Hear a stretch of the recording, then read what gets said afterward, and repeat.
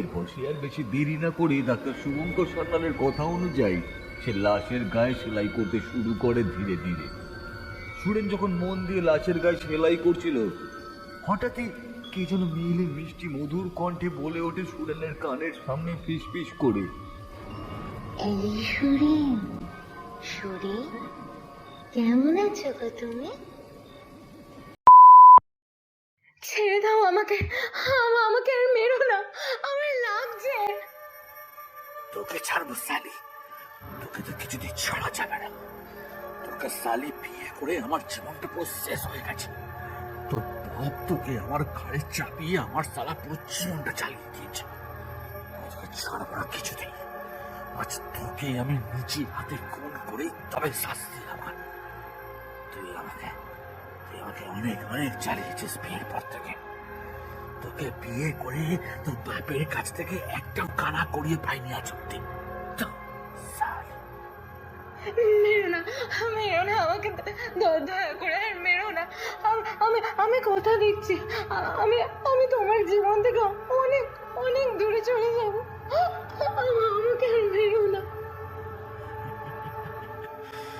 তোকে আমি কিছুতেই ছাড়বো না রে সালি। আগুনে পড়ে মর তুই, মরলে আমার শান্তি। 10,000 টাকা চেয়েছিলাম তোর কাছে, কিন্তু তুই সালি আমাকে বাপের টাকা নেই বলে নেখামো মারলি। এবারে আগুনে পড়ে মরতে কেমন লাগে দেখ সালি। চলে যাচ্ছে আমার পুরো শরীর, চলে যাচ্ছে। কেউ বাঁচাও আমায়, বাঁচাও।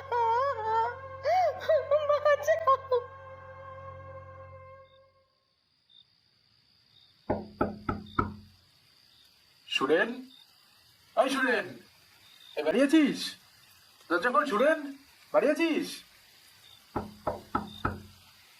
মাঝরাতে বিপিনের ডাকে আর দরজায় কড়া নাড়ার আওয়াজে সুরেনের ঘুমটা ভেঙে যায়। ঘুমটা ভেঙে যেতেই শুয়ে শুয়ে সুরেন ঘুম জড়ানো গলায় বলে ওঠে, এটা বিপিনের গলা না? মুখ পড়া মাঝরাতে আমার বাড়িতে আবার কি করতে এসেছে এই বৃষ্টির রাতে? এই কথা বলতে বলতে সুরেন মশারিটা তুলে বিছানা থেকে উঠে দেওয়ালে টাঙানো জ্বলন্ত হ্যারিকেনটা একটু বাড়িয়ে নিয়ে সেটা হাতে করে চোখ কচলাতে কচলাতে দরজার কাছে এগিয়ে যায়। আর হাই তুলতে তুলতে দরজাটা খুলতেই দেখে তার বন্ধু বিপিন ছাতা মাথায় দিয়ে এই বর্ষার রাতে তার ঘরের দরজার সামনে সে দাঁড়িয়ে আছে। বাইরে তখন মুষলধারায় বৃষ্টি পড়ছে। সুরেন বিপিনকে তার ঘরের দোরগোড়ায় এত রাত্রে দাঁড়িয়ে থাকতে দেখে সে একই ভঙ্গিতে হাই তুলতে তুলতে জিজ্ঞাসা করে, বিপিন, এই বর্ষা রাতে আমার বাড়ি কি দরকার? বাড়িতে কিছু হয়েছে নাকি? আরে না না, আমার বাড়িতে কিছু হয়নি রে। শুভঙ্কর স্যার ডেকেছে, চল এক্ষুনি একবার হসপিটালে যেতে হবে তোকে। কেন এই মাঝরাতে স্যার আমাকে ডেকেছেন? কি দরকার আমার হাসপাতালে? এই তো কিছুক্ষণ আগে হাসপাতাল থেকে ফিরলাম। স্যার আমাকে কিছু বলেনি এই ব্যাপারে, আমাকে শুধু তোকে ডাকতে পাঠিয়েছে, তাই তো আমি তোকে ডাকতে গেলাম এত রাত্রিবেলা। চল চল চল, আর দেরি করিস না। এখন বৃষ্টিটা একটু কমেছে, আবার এরপর বাড়লে মুশকিল হবে, অসুবিধা হবে আমাদের অন্ধকারে। চল চল। দাঁড়া এক মিনিট, আমি গায়ে জামাটা গলিয়ে ছাতাটা নিয়ে আসছি। তুই দাঁড়া। এই বলে সুরেন ঘরে গিয়ে ঘরের আলনা থেকে একটা রং চটা জামা টেনে নিয়ে সেটা পরে নিল। দেওয়ালে রাংটায় টাঙানো কালো ছাতাটা আর জ্বলন্ত হ্যারিকেনটা নিয়ে ঘরের দরজায় তালা লাগিয়ে ছাতাটা খুলে সুরেন বিপিনের সঙ্গে হাঁটতে হাঁটতে সোনাঝুরি হাসপাতালের উদ্দেশ্যে রওনা দেয়। সুরেন যেতে যেতে বেশ বিরক্তি মুখেই বিপিনকে বলে, ধুস শালা, আর সারাদিন এই বৃষ্টির মধ্যে 7-7টা লাশ মুখ থেকে গরুর গাড়িতে বয়ে নিয়ে শ্মশানের কবরে গিয়ে দাফন করেছে। এই রাত 8টা নাগাদ মর্গের সমস্ত কাজকর্ম সেরে বাড়ি এসে ভাত মুড়িয়ে কোনো রকমে নাকে ওকে গুঁজে সবে মাত্র শুয়ে চোখে যে ঘুম এসেছে তুই ডাকতে এলি। আর ভালো লাগে না বুঝলি? সারা সারা জীবন দিন রাত মরা কেটে কেটে সারা জীবনটা শেষ হয়ে গেল। সুরেনের মুখেই কথাগুলো শুনে বিপিন একটা নিঃশ্বাস ছেড়ে বলে, কি করবি বলতো সুরেন, আমাদের এই কাজে তো কোনো বিশ্রাম নেই, ছুটিও নেই, যখন খুশি ডাক পড়ে। আর এই কাজ যদি না করি তাহলে আমরা খাবো কি? তাই আমাদের রোজকার পেটের ভাতের জন্য তো এই কাজ আমাদের মৃত্যুর আগের দিন পর্যন্ত করতেই হবে। তুই একদম ঠিকই বলেছিস। আমাদের বেঁচে থাকার জন্য আর পেটের ভাতের জোগাড়ের জন্য জীবনের শেষ দিন পর্যন্ত মুখে রক্ত তুলে কাজ করতে হবে। মাঝে মাঝে ভাবি জানিস, এই নোংরা কাজ ছেড়ে দিয়ে আবার শহর কলকাতায় গিয়ে কাজ করি। কিন্তু কলকাতার শহরে কাজ করে খাটিয়ে নেবে, কিন্তু মাস মাইনে যে এত কম দেবে এটা সারা মাস চলানো মুশকিল হয়ে যায় ভাই। তাই তো কলকাতা শহরে কাজ ছেড়ে এখানে চলে এলাম এই হাসপাতালে। যা মাইনে দেয় আমার একা সংসার চালানোর মতো চলে যায়, এবং সংসারের বাইরে কিছুটা টাকাও আমার বেঁচে যায়। তাই যা আছি ভালোই আছি, এর থেকে বেশি লোভ করার দরকার নেই। একদম ঠিক বলেছিস সুরেন। শহরে কাজ আমাদের মতো গরিব লোকেদের জন্য নয় রে, ও কাজ বড় লোকেদের জন্য। এই গ্রামের ছোটখাটো কষ্টের কাজই আমাদের জন্য ঠিক আছে। একদমই ঠিকই বলেছিস বিপিন। আমি পাক্কা 4 বছর কলকাতায় কাজ করেছি। তুই খাটায় জানিস না, তোর মাস শেষে অল্প মাইনে, সে মাসের মাঝখানে শেষ হয়ে যেত খরচ করতে করতে। বিপিন ও সুরেনের কথার মাঝেই আর তার সাথে কাছে কোথাও জোরে বাজ পড়ল। বিপিন আকাশের দিকে তাকিয়ে দেখে আকাশ আবার ধীরে ধীরে ঘন কালো মেঘে ছেয়ে যাচ্ছে, আর সেই সঙ্গে টিপ টিপ করে বৃষ্টি শুরু হয়েছে। আবার এই টিপ টিপ করে বৃষ্টি পড়তে দেখে বিপিন বলে ওঠে, এই সুরে তাড়াতাড়ি পা চালা, বৃষ্টিটা আবার শুরু হয়েছে। এরপর জোরে বৃষ্টি শুরু হলে হাসপাতালে পৌঁছাতে অনেক দেরি হয়ে যাবে। চো চো চো চো। বিপিনের কথা শুনে সুরেন তাড়াতাড়ি পা চালাতে শুরু করে। ওরা দুজন যখন সোনাঝুরি গ্রামের বৃষ্টি জল কাদা মাখানো পথ ধরে যাচ্ছিল, তখন অনেক রাত, ওই রাত 12:30 একটা হবে। সারা সোনাঝুরি গ্রাম তখন অন্ধকারে ঘুটঘুট করছে। সেই সঙ্গে রাস্তার ধারে আশেপাশের ঝোপ জঙ্গল থেকে সমানে ঝিঝি পোকার ডাক ও ব্যাঙের ডাক শোনা যাচ্ছে গ্যাঙুর ঘ্যা করে। আর দূরের দক্ষিণের বাঁশবন থেকে শিয়ালের হুক্কা হুয়া ডাক শোনা যাচ্ছে। সুরেন অন্ধকার গ্রামের জল কাদা মাখানো সরু আলপথ দিয়ে যেতে যেতে হ্যারিকেনের হালকা আলোয় দেখে গ্রামের পথে ঘাটে একটাও লোক নেই। পুরো রাস্তাটাই ফাঁকা, অন্ধকারে ঘুটঘুট করছে। শুধু ওরা দুজনেই গ্রামের অন্ধকার রাস্তা দিয়ে হেঁটে হেঁটে যাচ্ছে। সুরেন হাঁটতে হাঁটতে লক্ষ্য করলো ওর পাশে পাশে একটা বড় কালো কুকুর সমানে করুণভাবে কাঁদতে কাঁদতে যাচ্ছে ওদেরই সঙ্গে সঙ্গে। কুকুরটার করুণ কান্না শুনে সুরেনের বুকে একটা অজানা ভয়ের দামামা বেজে উঠল। সেই সঙ্গে মনটা ভারীও হয়ে উঠল। একটা অজানা আশঙ্কার ভয় সুরেনের খালি মনে হতে লাগলো আজ রাতে তার সঙ্গে কিছু একটা ভালো মন্দ ঘটনা ঘটবেই বা ঘটতে চলেছে। কিন্তু কি ঘটনা ঘটবে সেটা সে আন্দাজ করতে পারল না। এরপর ওরা দুজন আধ ঘন্টার মধ্যে হাসপাতালের সামনে পৌঁছে যায়। হাসপাতালের সামনে পৌঁছাতেই সুরেন হ্যারিকেনের হালকা আলোয় দেখে হাসপাতালের সামনে বেশ খানিকটা জায়গা জুড়ে জল জমে রয়েছে। সেই জল আবার হাসপাতালের একতলার বারান্দায় খানিকটা ঢুকে গেছে।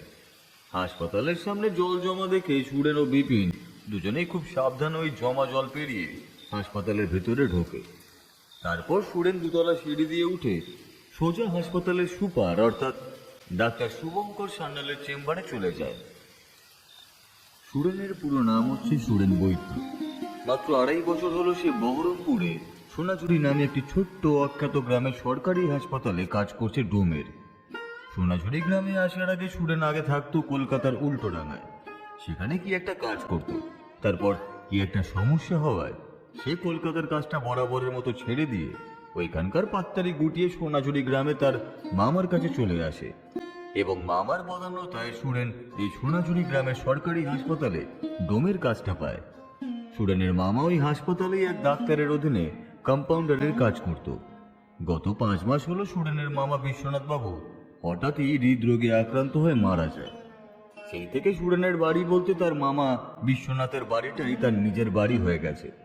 মামার মৃত্যুর পর থেকে সে ওইখানেই থাকে, কিন্তু মামার মৃত্যুর আগে সে মামার কাছে থাকতো না। গ্রামের কোন এক বাড়িতে ভাড়া থাকতো খুব কম টাকা দিয়ে।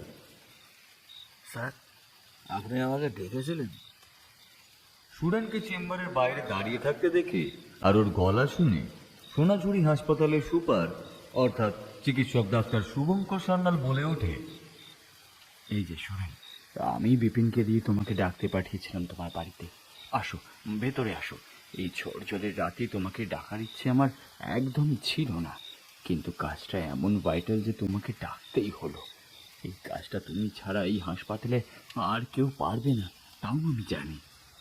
ডাক্তার শুভঙ্কর সান্যালের এই কথা শুনে সুরেন মুখে বিরক্তি ভাব এনে বলে, স্যার এত রাতে আমাকে কি কাজে ডেকেছিলেন তাড়াতাড়ি যদি বলেন তাহলে খুব ভালো হয় স্যার। চলো চলো আমার সঙ্গে মর্গে চলো, ওখানে গেলেই তুমি সবটা জানতে পারবে। এই কথা বলে ডাক্তার শুভঙ্কর সান্যাল সুরেনকে নিয়ে নিজের চেম্বার থেকে বেরিয়ে সোজা হাসপাতালের করিডোর দিয়ে হেঁটে সিঁড়ি দিয়ে একতলায় নামতে থাকে। সুরেন ডাক্তার শুভঙ্কর সান্যালের সঙ্গে মর্গের দিকে হাঁটতে হাঁটতে দেখতে পায় হাসপাতালের করিডোরটা আজ বেশ অন্ধকার, কারণ সকাল থেকে বৃষ্টির দাপটের জন্য সারা সোনাঝুরি গ্রামে কারোর বাড়িতে কোনো কারেন্ট নেই। হাসপাতালে যাওয়া জেনারেটর চলছে, কিন্তু সারাদিন জেনারেটর চলার দরুন জেনারেটরের তেল ধীরে ধীরে শেষ হয়ে আসছে, যার ফলে হাসপাতালের অর্ধেক আলো নিভে গেছে। যাওয়া দু একটা আলো করিডোরে জ্বলছে, তাও খুব হালকাভাবে। তাও আবার সেই আলোগুলো একবার জ্বলছে আবার একবার নিভছে। পুরো হাসপাতালের করিডোরটা একটা আলো আঁধারি অন্ধকার পরিবেশের সৃষ্টি করেছে। এছাড়া হাসপাতালের করিডোরের মেঝেতে যারা হাসপাতালে কাজ করে সুরেনের মতো তারা দু তিনজন কেউ কেউ করিডোরের মেঝেতে বা বেঞ্চে চাদর মুড়ে দিয়ে শুয়ে আছে, এবং চাদরের ভিতর থেকে তাদের নাক ডাকার আওয়াজ শোনা যাচ্ছে। দু একটা রোগীদের কেবিনগুলো আলো জ্বলতেও দেখা যাচ্ছে। সারাদিন ধরে বৃষ্টি হওয়ার জন্য হাসপাতালের ভিতর একটা বর্ষার ইঁদো ইঁদো গন্ধ বেরোচ্ছে। আর কয়েকটা কোলা ব্যাংকে দেখা যাচ্ছে করিডোরে লাফাতে। এরপর সুরেনকে নিয়ে সিঁড়ি দিয়ে নিচের একতলায় নেমে একটা কোণার ছোট্ট ঘরে ঢোকে। সুরেন মর্গের ঘরে ঢুকতেই দেখে মর্গের ঘরের ভিতরে সিলিং থেকে যে দুটো লাইট ঝুলে আছে তার মধ্যে একটা লাইট দপদপ করে জ্বলছে আর নির্জের সমানে, আর অন্যটা হালকাভাবে জ্বলছে। তার ফলে ঘরটিকে অল্প আলোকিত করে রেখেছে। মর্গের ঘরের ভিতরে দুটো স্ট্রেচারের উপর দুটো ডেড বডি সাদা চাদর দিয়ে ঢাকা দিয়ে রাখা আছে। ঘরের মধ্যে একটা পচা আষ্টে দুর্গন্ধ পাওয়া যাচ্ছে সমানে। এরপর ডাক্তার শুভঙ্কর সান্যাল সুরেনকে নিয়ে একটা স্ট্রেচারের সামনে দাঁড়ায়। তারপর সাদা কাপড় দিয়ে ঢাকা দেওয়া একটা লাশের সামনে দাঁড়িয়ে সেই লাশের মুখ থেকে চাদরটা সরিয়ে দিয়ে সুরেনের দিকে তাকিয়ে বলেন, এই যে লাশটা দেখছো, এটা একটা বেওয়ারিশ লাশ। একটু আগেই গ্রামের কয়েকজন লোক মিলে এই লাশটা হাসপাতালে নিয়ে সেই মর্গে রেখে দিয়ে গেছে। তারা নাকি সন্ধ্যের সময় এই লাশটা গ্রামের ওই পরিত্যক্ত যে খালপাড়টা আছে ওখানেই পড়ে থাকতে দেখে এখানে নিয়ে এসেছে। আমি লাশটাকে এতক্ষণ ধরে পরীক্ষা নিরীক্ষা করছিলাম। তা পরীক্ষা নিরীক্ষা করে আমি যা বুঝলাম, এই লোকটাকে প্রথমে গলায় ফাঁস দিয়ে শ্বাসরোধ করে মেরে ফেলে তারপর ছুরি দিয়ে গলার নলিটা কেটে পুরোপুরি শেষ করে ফেলা হয়েছে। তারপর হয়তো ওই পরিত্যক্ত খালপাড়ে ফেলে রেখে দিয়ে যায়। আমার এই লাশটার দেহ পুরোপুরি পরীক্ষা করা হয়ে গেছে। তোমাকে শুধু লাশটাকে সেলাই করে আমাদের এই সোনাঝুরি গ্রামে যে শেষের দিকে মুরালি ডাক্তার কবরস্থানটা আছে ওইখানে গিয়ে লাশটা দাফন করে দিয়ে আসতে হবে। কারণ লোকটা হিন্দু না মুসলিম তা বোঝা যাচ্ছে না। লোকটার জামার পকেট থেকে আমি গ্রামের লোকেরা ওর কোনো রকম কোনো পরিচয়পত্র খুঁজে পাইনি। তাই লোকটাকে দাহ না করে কবর দিতেই বলছি আমি তোমাকে। তা এই কাজটা তুমি করতে পারবে তো সুরেন? এমন কি কঠিন কাজ স্যার, আমি ঠিক পারবো, আপনি নিশ্চয়ই রাখুন স্যার। কত বেয়ারিস লাশ ওই মুরারির ডাঙায় দাফন করলেন 2 বছর ধরে। আপনি আমাকে যাক, তাই তো বিপিনকে দিয়ে এই ঝড় জলের এত রাতে তোমাকে ডাকতে পাঠালাম। আমি জানি এই কাজটা তুমি খুব যত্ন নিয়ে করবে। শিবুকে দিয়ে এই কাজটা আমি করাতেই পারতাম তোমার জায়গায়, কিন্তু এই মুখপোড়া তো তুমি বাড়ি যাবার পরেই সন্ধ্যে থেকে গলায় মদ ঢেলে করিডোরে চিৎপাত হয়ে দাঁত মুখ কেলিয়ে পড়ে আছে। ওকে কাজ দেওয়াটাই আমার বেকার লাগে আজকাল। আপনি কিছু চিন্তা করবেন না, আপনি যে কাজের দায়িত্ব দিয়েছেন আজ অব্দি আমি তো সেই কাজটা সুষ্ঠুভাবেই করার চেষ্টা করেছি।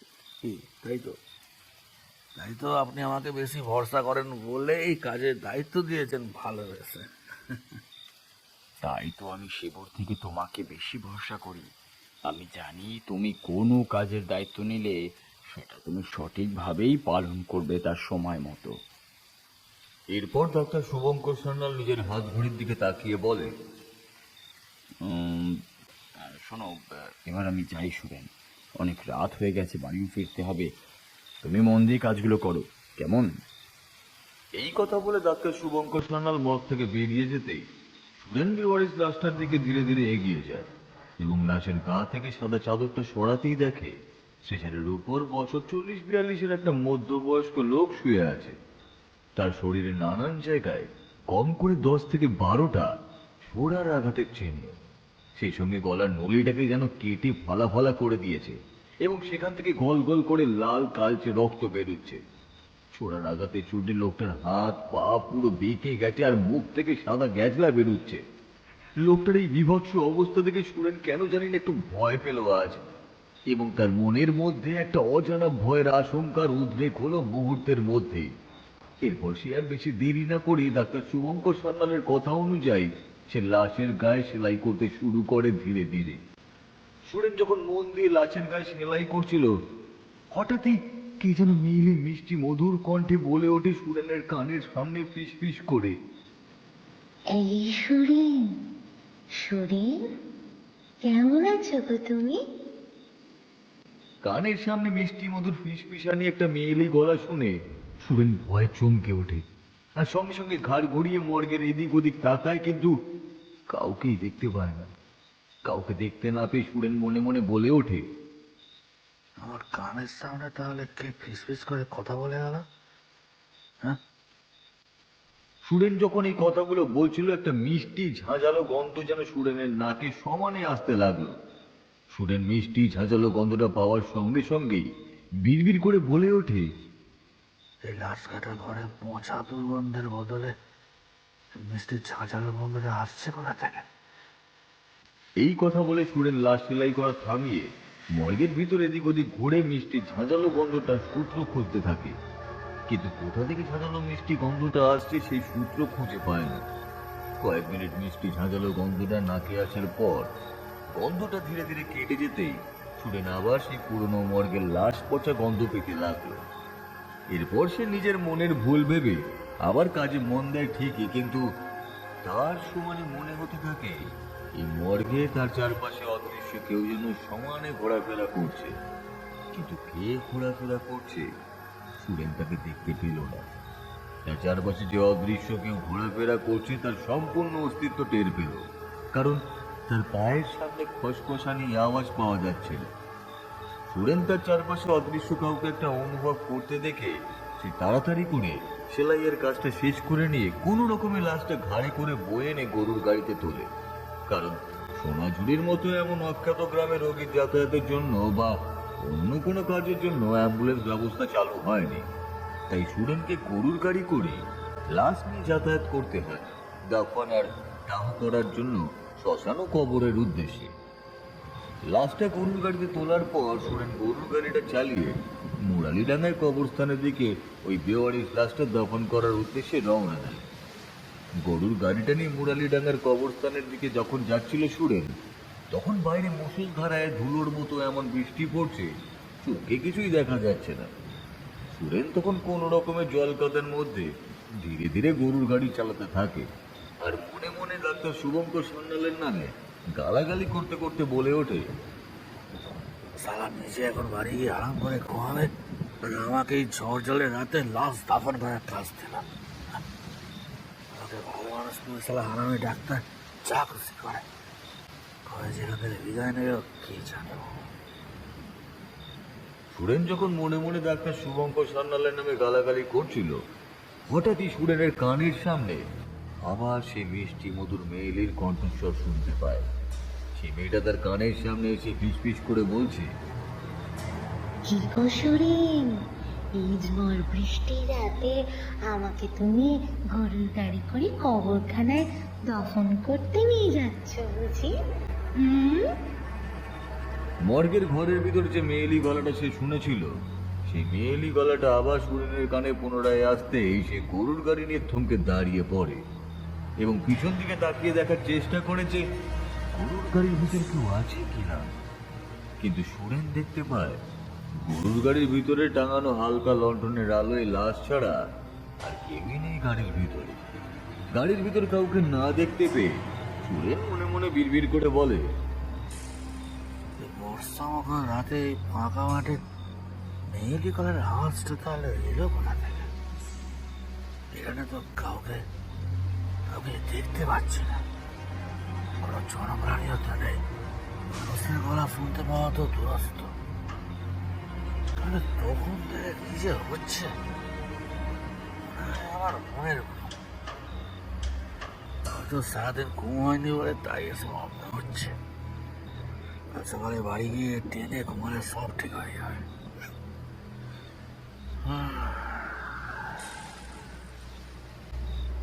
এই কথা বলে সুরেন আবার গরুর গাড়িটা নিয়ে চলতে শুরু করে ঠিকই, কিন্তু গরুর গাড়ি নিয়ে যেন কিছুতেই সে গন্তব্যের দিকে এগোতেই পারছে না। কারণ তার শুধু মনে হচ্ছে গরুর গাড়ির ভিতর কেউ বা কারা যেন 3 ডজন ভারী লোহার বস্তা রেখে দিয়েছে, বা কেউ যেন বসে আছে। এতটাই তার ওজন যে গরুর গাড়িটা ভারী হয়ে গেছে, কিছুতেই যেন নড়ানো যাচ্ছে না।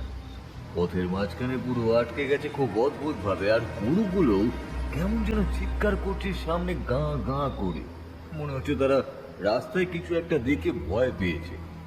গরুগুলো যখন কিছুতেই পথের মাঝখান থেকে নড়ল না, তখন সুরেন হাল ছেড়ে দিয়ে সে গরুর গাড়ি থেকে নেমে একটা বড় বট গাছের তলায় গিয়ে দাঁড়ালো। অপেক্ষা করতে থাকে বৃষ্টিটা একটু কমার। তখনও বিশাল ধারায় বৃষ্টি পড়েই চলেছে, তার সঙ্গে সঙ্গে মেঘ ডেকে চলেছে গুড়গুড় করে, আর সেই সঙ্গে বাতাসে শো শো করে ঠান্ডা হাওয়া বইছে। সুরেন বট গাছের তলায় যখন বসেছিল, হঠাৎ গাছে কোথাও জোরে বাজ পড়ে।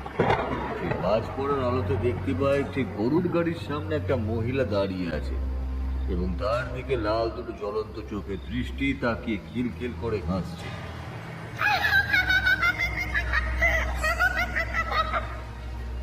গরুর গাড়ির সামনে একটা মহিলাকে ওইভাবে দাঁড়িয়ে থাকতে দেখে এবং তার দিকে ওইভাবে তাকিয়ে থেকে খিলখিলিয়ে হাসতে দেখে সুরেন সেই মহিলার উদ্দেশ্যে চিৎকার করে বলে ওঠে, না না, তুই পরক্ষণে দেখে আকাশে আবার বিদ্যুৎ চমকানোর আলোতে সেই মহিলা আর গরুর গাড়ির সামনে নেই। এই বর্ষা মুখর রাতে এইরকম অদ্ভুত একটা গা শিরশিরে করা দৃশ্য দেখে সুরেন বেশ ভয় পেয়ে যায়, এবং তার বুকের মধ্যে দিয়ে একটা হিম শীতল রক্তের স্রোত বয়ে যেতেই সে মনে মনে বলে, যে 2 বছর আগে মারা গেছে, সে ফেরে কি করে? এখানে তার চেয়ে কোনোভাবেই ফেরা সম্ভব না। আমি আমি যে তাকে নিজে হাতে। এই কথা বলতে বলতে সুরেন নিজের গালে দুটো ঠাস ঠাস করে চড় মারে। এরপর বৃষ্টিটা অল্প ধরে আসতে সুরেন গরুর গাড়ির কাছে ফিরিয়েছে, তাড়াতাড়ি তাতে চড়ে বসে। গরুগুলো আপনা থেকেই চলতে শুরু করে ঠিকই, কিন্তু সুরেনের গরুর গাড়ি চালাতে চালাতে শুধু মনে হতে থাকে গরুর গাড়ির ভিতরে লাশের সঙ্গে দ্বিতীয় অদৃশ্য কেউ একজন এসে বসে রয়েছে। কারণ সুরেন সেই অদৃশ্য ব্যক্তির নড়াচড়া অনুভব করতে পারছিল স্পষ্টই। সুরেনের এই রকম স্পষ্ট অনুভূতি হতেই সে বারবার গরুর গাড়ি চালাতে চালাতে পিছনে ফিরে তাকায়, কিন্তু কাউকেই সে দেখতে পায় না। কিন্তু অদৃশ্য কেউ একজন গরুর গাড়িতে বসে আছে যে তা তার কাছে পরিষ্কার। এরপর সুরেন গ্রামের শেষ প্রান্তে মুরালিডাঙ্গার কবরস্থানের কিছুটা আগে আসতেই তার সঙ্গে একটা অদ্ভুত ঘটনা ঘটে। মুরালিডাঙ্গার কবরস্থানের আগে একটা বড় পুকুর পড়ে। সেই পুকুর ধার দিয়ে যখন সুরেন আসছিল, হঠাৎই তার পিছন থেকে কেউ একজন মেয়েলি কণ্ঠে বলে ওঠে, বাবু একটু দাঁড়াবেন? পিছন থেকে মেয়েলি গলার ডাকটা শুনে সুরেন গরুর গাড়ি নিয়ে থমকে দাঁড়িয়ে পড়ে, আর বেশ ভয়ার্ত কণ্ঠেই বলে,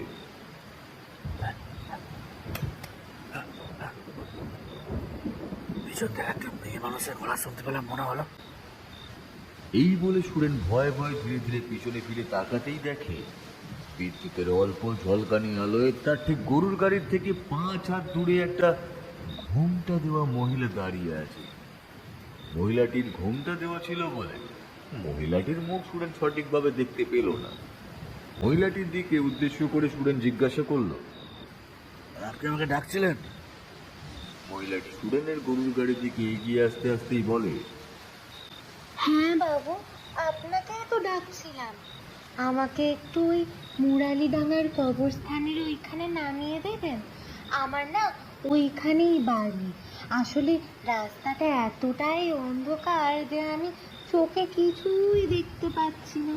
আর রাস্তায় কোনো গরুর গাড়িও এই বর্ষামুখর রাতে দেখতে পাচ্ছি না। আপনার গাড়িটা দূর থেকে আসতে দেখে এই আপনাকেই দাঁড়াতে বললাম। আচ্ছা আমি ওদিকে যাচ্ছি, আপনি উঠে বসুন। বলছি আমার সামনে একটা বেহারি লাশ আছে, আপনি ভয় পাবেন না তো? না না, ভয় কিসের বাবু? আমি আর ওইসব লাশ টাশের ভয় পাই না। আমি যে এখন ওদের সঙ্গেই থাকি। মহিলাটির এই ধরনের কথা শুনে সুরেনের বুকটা ভয় ধরাস করে কেঁপে ওঠে। মহিলাটির গলা শুনে সুরেন মনে মনে বলে ওঠে, মহিলাটির গলা মনে হয় আগে কোথাও শুনেছে, কিন্তু কোথায় যে শুনেছি কিছুতেই মনে পড়ছে না। এরপর মহিলাটির সঙ্গে আর বেশি কথা বাড়ালো না সুরেন। সেই মহিলাটি গরুর গাড়িতে উঠতেই সুরেনের আবার মনে হলো যেন গরুর গাড়িতে কেউ আবার আগের বারের মতোই 3 ডজন লোহার বস্তা রেখে দিল বা ভারী কেউ চেপে বসলো। এরপর সুরেন কোনো রকমে কষ্ট করে গাড়িটা চালাতে চালাতে মুরালিডাঙ্গার কবরস্থানে আসতে সুরেন মহিলাটির দিকে তাকিয়ে বলে, আপনার জায়গা এসে গেছে, আপনি নেমে পড়ুন। মহিলাটি গাড়ি থেকে নেমে সুরেনের দিকে এগিয়ে এসে বলে, আপনাকে না অনেক অনেক ধন্যবাদ বাবু, আমাকে এই ঝড় বাদলের রাতে এতটা অন্ধকার রাস্তা পৌঁছে দেওয়ার জন্য। এই কথা বলে মহিলাটি কবরখানার দিকে ধীরে ধীরে হাঁটতে হাঁটতে চলে গেল। সুরেন ভালো করে তাকিয়ে দেখল মহিলাটি হাঁটতে হাঁটতে যেন মুরালিডাঙ্গার কবরখানা যেখানে সেখানেই হেঁটে হেঁটে গেল। তারপর হঠাৎ করেই কবরখানার সামনে যেতে কোথায় যে মহিলাটি অন্ধকারের মধ্যে মিলিয়ে গেল তা সুরেন দেখতে পেল না ঠিক মতো। শুধু মহিলাটির চেহারা দেখে নিজের মনে বিড়বিড় করে বলে উঠল, এই মহিলাটির চেহারা আদল এত চেনা চেনা লাগছে কেন আমার? এই মহিলাটির সঙ্গে আরেকজনের চেহারা যে খুব মিল আছে, কিন্তু সে তো। এরপর সুরেন আকাশের দিকে তাকিয়ে দেখে আস্তে আস্তে মেঘ কেটে গিয়ে ঘন মেঘের আড়াল থেকে ভাঙা চাঁদ দেখা যাচ্ছে এবং সেই ভাঙা চাঁদের হালকা আলোয় চারিদিকের অন্ধকার পরিবেশ একটু হলেও খানিকটা আলোকিত হয়েছে।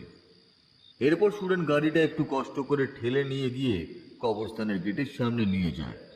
তারপর গাড়ি থেকে নেমে গাড়ির পিছনে গিয়ে যে লাশটা নামাতে যাবে তখন সুরেনের লাশটার গায়ে হাত দিয়ে তার মনে হতে লাগলো লাশটা যেন দ্বিগুণ ভারী হয়ে উঠেছে। হাসপাতাল থেকে গরুর গাড়িতে যখন তুলেছিল লাশটা এত ভারী ছিল না, এখন যেন খুব ভারী লাগছে। সে যেন 50 কেজি ওজনের একটা লোহার বস্তা হাতে নিয়েছে। এরপর সে কষ্ট করে কোন রকমের লাশটাকে কোলে করে তুলে কবরের গেটের সামনে নিয়ে এসে শুয়ে দিয়ে গেটের সামনে দাঁড়িয়ে হাঁপাতে থাকে আর মনে মনে বলে, আরে লাশটা তো ভারী হলো কি করে? এই লোকটা তো জলে ডুবে মরেনি, ছোড়ার আঘাতে মরেছে। জলে ডোবা লাশ তো ভারী হয়, কারণ সারা শরীরে জল ঢুকে গেলে তো লাশটা ফুলে ফেঁপে ওঠে। আর জলে ডোবা লাশ তো এর আগে অনেক হয়েছে, অতটা ভারী তো কখনো ছিল না। হ্যাঁ, এটা যেন দ্বিগুণ গাড়ি, যেন আমি সারা 100 কেজি ওজনের লোহার বস্তা বয়ে আনলাম এতক্ষণ। যখন কবরখানার গেটের সামনে দাঁড়িয়ে দাঁড়িয়ে এই কথাগুলো বলছিল তখন সে লক্ষ্য করলো একটা জিনিস। সে যে এতক্ষণ ধরে যে লাশটা বয়ে এনে কবরখানার গেটের সামনে রেখেছে সেই লাশের লোকটা তার পেছনে এসে দাঁড়িয়ে আছে আর সুরেনের দিকে তাকিয়ে একটা ক্রূর হাসি হাসছে। সেই হাসিতে কোনো রকম আওয়াজ নেই, নিস্তব্ধ হাসি। এরপর সুরেন হাঁপাতে হাঁপাতে দেখলো আকাশের দিকে তাকিয়ে আবার আকাশে ঘন কালো মেঘ জমে ভাঙা চাঁদকে ঢেকে দিয়েছে পুরো। আবার বিদ্যুৎ চমকাতে শুরু করে দিয়েছে, চারিদিকে শো শো করে ঠান্ডা হাওয়া বইছে। আকাশে ঘন কালো মেঘ আর বাতাসে আবার শো শো করে ঠান্ডা হাওয়া বইছে দেখে সুরেন বলে ওঠে, আমার মনে হয় এক বছর এখনই বৃষ্টি নামবে। যাই যাই গিয়ে কাজটা তাড়াতাড়ি সেরে আসে, এরপর জোর বৃষ্টি নামলে কাজটা ভণ্ডুল হয়ে যাবে আর বাড়ি যেতেও দেরি হয়ে যাবে। এই কথা বলে সুরেন লাশের লোকটার দুটো হাত ধরে কোনো রকমে টানতে টানতে কবরখানার ভিতরে একটা ফাঁকা জায়গা নিয়ে এসে একটা শিমুল গাছের তলায় শুয়ে দিল। তারপর কবর খোঁড়ার জন্য গরুর গাড়ির ভিতরে রাখা শাবলটা আনতে যায় সে। আবার গরুর গাড়ির সামনে গিয়ে গরুর গাড়ির ভেতর থেকে যেই শাবলটা নিতে যাবে গরুর গাড়ির ভিতর থেকে একটা জিনিস থেকে ভয় চমকে ওঠে আর ছিটকে ছুড়ে আসে সুরেন। ভয়ার্থ দৃষ্টিতে দেখে এতক্ষণ ধরে যে লোকটা লাশ বয়ে এনেছে এই কবরখানার দাফন করার জন্য, সেই লোকটা গরুর গাড়ির ভিতরে বসে আছে আর জ্বলন্ত লাল দৃষ্টিতে সুরেনের দিকে তাকিয়ে খিক করে একটা বিশ্রী গা শিরশির করা হাসি হাসছে।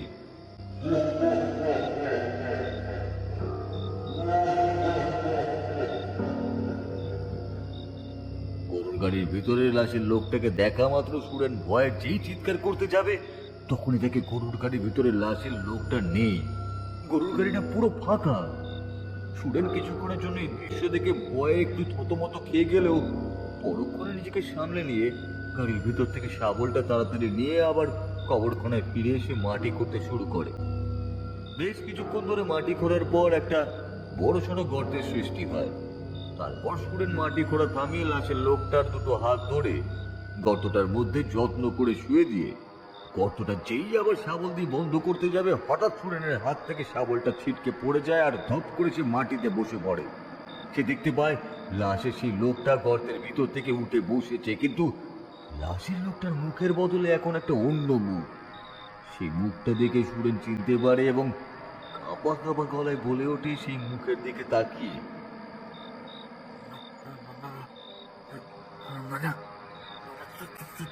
তুই এখানে এখানে এলি কি করে? সুরেনের এই প্রশ্ন করাতে ও দেখলো সেই লাশের লোকটার মুখের সঙ্গে সঙ্গে চেহারারও পরিবর্তন হচ্ছে এবং চেহারার পরিবর্তন হতে হতে সেই লাশের লোকটা একটা মেয়েলি চেহারা রূপ নিল সম্পূর্ণভাবে। এরপর সেই মেয়েটা সুরেনের দিকে হামাগুড়ি দিয়ে ধীরে ধীরে এগিয়ে আসতে আসতে বলে উঠল একটা সাপদের হাসি হাসতে হাসতে, এ বাবা, আমাকে তুমি চিনতে পারছো না? আমাকে তো তুমি আজ থেকে ওই 2 বছর আগে কলকাতার ওই জায়গাটায় রেখে দিয়ে এসেছিলে, মনে পড়ছে আমার? মেয়েটা সুরেনের দিকে এগিয়ে আসতে আসতে এই কথা বলছিল। সুরেন মেয়েটার দিকে তাকিয়ে দেখে মেয়েটার পুরো মুখটা ঠেকলানো আর সাদা মুখের জমাট বাঁধা রক্ত। সেই জমাট বাঁধা রক্তের জন্য মেয়েটার চোখ মুখ কেমন তা সুরেন বুঝতে পারলো না। এছাড়া মেয়েটার শরীরের অসংখ্য কাটা ছেঁড়া লাল লাল লম্বা লম্বা দাগ, সেই দাগগুলো থেকে লাল রক্ত গড়িয়ে গড়িয়ে পড়ছে। মেয়েটাকে ওইভাবে এগিয়ে আসতে থেকে ধীরে ধীরে পিছুতে লাগলো সুরেন আর বলতে লাগলো বেশ ভয়ার্থ কাঁপা কাঁপা গলায় সেই মেয়েটির উদ্দেশ্যে, আজ থেকে 2 বছর আগে আমি কিছু করিনি। তুই কে? আমি তোকে চিনি না। এখানে চলে যা বলছি। সুরেনের এই কথা শুনে মেয়েটা হি হি করে একটা সাপদের মতো হাসি হেসে উঠে বলল, এ কি, তুমি আমাকে চিনতে পারছো না কেন? আমি যে তোমার স্ত্রী নয়না, তুমি যে আমার অগ্নি সাক্ষী করা বর, ভুলে গেলে এর মধ্যে? আজ থেকে 2 বছর আগে তুমি আমাকে খুন করে কলকাতার একটা পরিত্যক্ত কবরস্থানে কবর দিয়ে এসেছিলে। মনে পড়ছে এবার তোমার? আমি তোমাকে মনে করাবো সুরে, মনে করাবো। মেয়েটার এই কথা শুনে সুরেন 2 হাত দিয়ে মুখ ঢেকে পাগলের মতো জোরে জোরে চিৎকার করে মেয়েটার উদ্দেশ্যে বলল, আমার কিছু মনে নেই। যা যা, তুই চলে যা। আর আজ থেকে 2 বছর আগে তুই আমার মধ্যে যা ঘটনা ঘটেছিল আসলে অ্যাক্সিডেন্ট, বুঝলি? অ্যাক্সিডেন্ট। তোমার কিছু মনে নাও থাকতে পারে, তাই না সুরে? দাঁড়াও, আমি তোমাকে মনে করাচ্ছি। আজ থেকে 2 বছর আগে তুমি আমার সঙ্গে কি কি করেছিলে আমি সব মনে করাচ্ছি। তাহলেই তো সব কিছু একে একে মনে পড়ে যাবে, কেমন?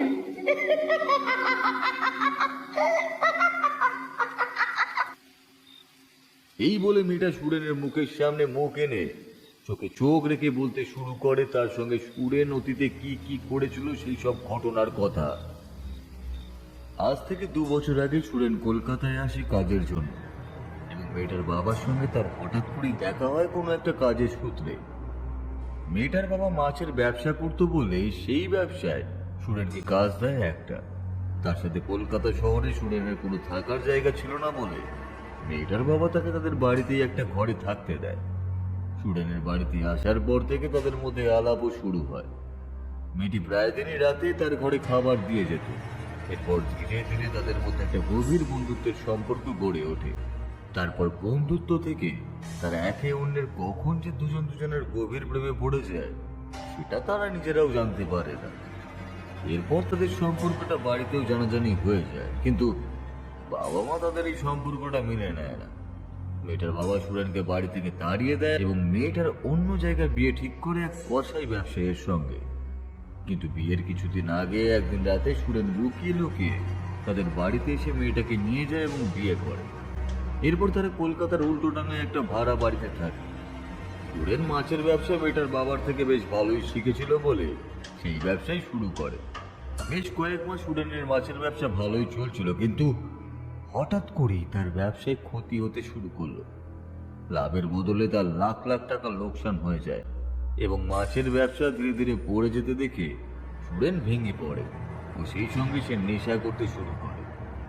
রোজ রাতে নেশা করে বাড়ি আসতো আর মেয়েটাকে বলতো যে মেয়েটা যাতে তার বাবার কাছ থেকে সুরেনের ব্যবসার জন্য টাকা নিয়ে আসে।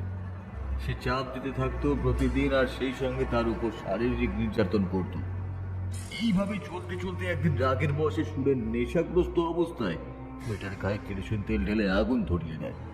মেয়েটা শত চিৎকার চেঁচামেচি করে বাঁচার জন্য, কিন্তু সুরেন সেদিন মেয়েটাকে বাঁচায়নি, উল্টে বলেছিল গায়ে আগুন লাগিয়ে দিয়ে, শালি তোকে বিয়ে করে আমার লাভের লাভ তো কিছু হলো না, উল্টে লোকসান হলো। তাই তোর মরে যাই ভালো, তাহলেই আমার শরীরে জ্বালা মিটবে। এরপর সুরেন নিজের অপরাধ লুকানোর জন্য মেয়েটার পোড়া শরীরটাকে নিয়ে সে রাতে লুকিয়ে লুকিয়ে কলকাতার এক পুরনো পরিত্যক্ত কবরখানায় গিয়ে তাকে কবর দিয়ে আসে সবার লোকচক্ষুর আড়ালে। তারপর সুরেন কলকাতার পাত্তারি গুটিয়ে সেই সোনাঝুরি গ্রামে চলে আসে। আর তার এই জঘন্যতম অপরাধের কথা গোনা করেও আজ পর্যন্ত কেউই জানতে পারেনি।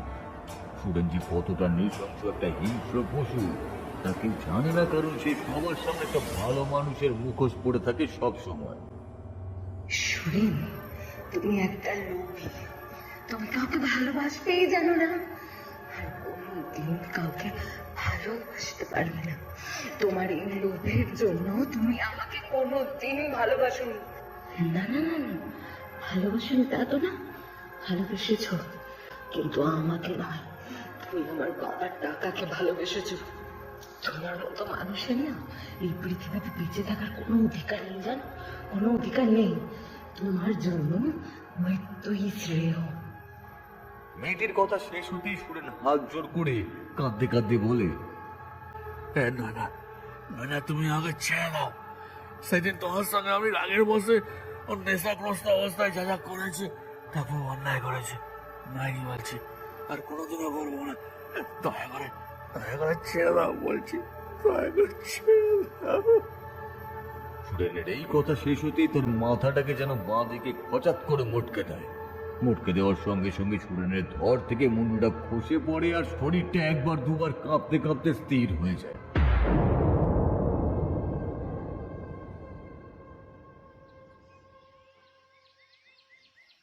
বিপিন, দুদিন হয়ে গেল সুরেন এখনো হাসপাতালে আসছে না কেন বলো তো? কি ব্যাপার, শরীর খারাপ টারাপ হয়েছে নাকি ওর? ডাক্তার শুভঙ্কর সান্যালের প্রশ্নের উত্তরে বিপিন ডাক্তার শুভঙ্কর সান্যালের চেম্বারের টেবিল গোছাতে গোছাতে বলে, স্যার, আজকে সকালে আমি ওর বাড়ি গিয়েছিলাম ওর খোঁজ করতে, কিন্তু ওর বাড়িতে গিয়ে দেখি যে দরজায় মস্ত বড় একটা তালা ঝুলছে। ওর বাড়ির দরজায় তালা ঝুলানো দেখে আমি ওর বাড়ির আশেপাশের প্রতিবেশীকে জিজ্ঞেস করি, কিন্তু তারা কিছু বলতে পারেনি যে কোথায় গেছে।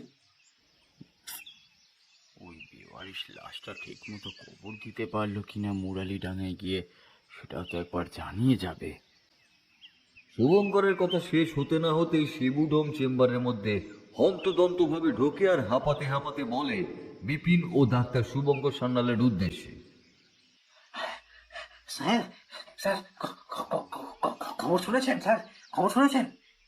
শিবুকে হন্তদন্ত ভাবে চেম্বারে ঢুকতে দেখে ডাক্তার শুভঙ্কর সান্যাল উত্তেজিত ভাবে বলে ওঠে, কি খবর শিবু? তুমি এরকম ভাবে হন্তদন্ত হয়ে হাঁপাতে হাঁপাতে চেম্বারে ঢুকলে, আরে কি হয়েছে কি? স্যার, সুরের মারা গেছে স্যার, সুরের মারা গেছে। শিবুর মুখ থেকে সুরেনের মারা যাওয়ার কথাটা শুনে বিপিন বলে, কি করে রে শিবু? ও তো বেশ সুস্থই ছিল। আমি কিছুক্ষণ আগে মুরালি ডাকার কবরখানার পাশ থেকে আসছিলাম, তো হঠাৎ দেখি কি কবরস্থানের গেটের সামনে গ্রামের কিছু লোক, কিছু মানুষের ভিড়, এবং তারা কি একটা দেখে যেন নিজেদের মধ্যে কথা বলছে ফিসফিস করে। ওদের চোখ মুখে একটা ভয়ের ছাপ স্পষ্ট ফুটে উঠেছে। তো আমি কবরখানার গেটের সামনে ভিড় দিকে সেদিকে এগিয়ে যাই আর জিজ্ঞেস করি ভিড়ের মধ্যে দাঁড়িয়ে থাকে একটা ছোকরা মতো ছেলেকে, এ কি ভাই, এখানে এত ভিড় কেন, কি হয়েছে? ছোকরা ছেলেটা তখন কবরখানার ভিতরে হাতের আঙুল দিয়ে যা দেখালো, তা দেখে আমি তো ভয় চমকে উঠি। যা দেখি তা হলো সুরেনের মুন্ডুটা একটা কবরের পাশে পড়ে আছে, আর মুন্ডহীন দেহটা কবরখানার ভিতরে একটা বড় ঝাঁকড়া শিমুল গাছ আছে। সেই ঝাঁকড়া শিমুল গাছের ডালে সুরেনের দেহটা উল্টো ভাবে ঝুলছে। সে কি ভয়ঙ্কর দৃশ্য! এই দৃশ্য চোখে দেখার মতো নয়। সুরেনের ভয়ানক চেহারা দেখে আমি সঙ্গে সঙ্গে কোনো রকমে নিজেকে সামলে চলে আসি আপনাকে খবর দিতে, ডাক্তারবাবু। শিবুর মুখ থেকে সুরেনের মৃত্যুর খবর শুনে ডাক্তার শুভঙ্কর, সান্যাল ও বিপিন দুজনেই বেশ উত্তেজিত ভাবে বলে ওঠে, তুমি ঠিক দেখেছো? তুমি কি ঠিক দেখেছো যে ওটা সুরেনেরই ডেড বডি ছিল? হ্যাঁ স্যার, আমি ঠিকই বলছি। আপনার যদি বিশ্বাস না হয় তাহলে আমার কথাগুলো আপনি আর বিপিন আমার সঙ্গে চলুন না, গিয়ে দেখবেন। চলুন, আমি সত্যি বলছি না মিথ্যে বলছি আপনাদের দেখিয়ে দেবো। এরপর ওরা দুজনই শিবুর কথা অনুযায়ী মুরালিডাঙ্গার কবরখানায় যায় শিবুর সঙ্গে। গিয়ে দেখে সত্যি সত্যি সুরেনের মুন্ডুহীন দেহটা একটা বড় ঝাঁকড়া শিমুল গাছের ডালে উল্টো ভাবে ঝুলছে, আর সুরেনের মুন্ডুটা একটা কবরখানার পাশে পড়ে আছে। তার চোখ দুটো খোলা, আবিস্ফারিত। দেখে মনে হচ্ছে কিছু দেখে ভয় পেয়েছে সুরেনের ওই রকম ভয়ঙ্কর অবস্থা দেখে বিপিন ভয়ে সঙ্গে সঙ্গে চোখে চাপা দেয়, আর ডাক্তার শুভঙ্কর, সান্যাল সুরেনের কাটা ছেঁড়া লাশ দেখে গম্ভীর মুখে বলে, একটা সাধারণ মানুষের পক্ষে মানুষের ধর থেকে মুন্ডু ছিঁড়ে বা কেটে নেওয়া অসম্ভব। এই কোনো সাধারণ মানুষের কাজ বলে তো মনে হচ্ছে না আমার। ডাক্তার শুভঙ্কর, সান্যালের এই কথা শুনে শিবু সুরেনের কাটা ছেঁড়া লাশের দিকে তাকিয়ে ভয়ার্ত কণ্ঠে কাঁপা কাঁপা স্বরে জিজ্ঞাসা করে, তাহলে স্যার কাজ করতে পারি? শিবুর প্রশ্নের উত্তর ডাক্তার শুভঙ্কর সান্যাল কিছুই বললেন না, শুধু সুরেনের কাটা ছেঁড়া লাশের দিকে তাকিয়ে থাকে একটা অদ্ভুত দৃষ্টি দিয়ে।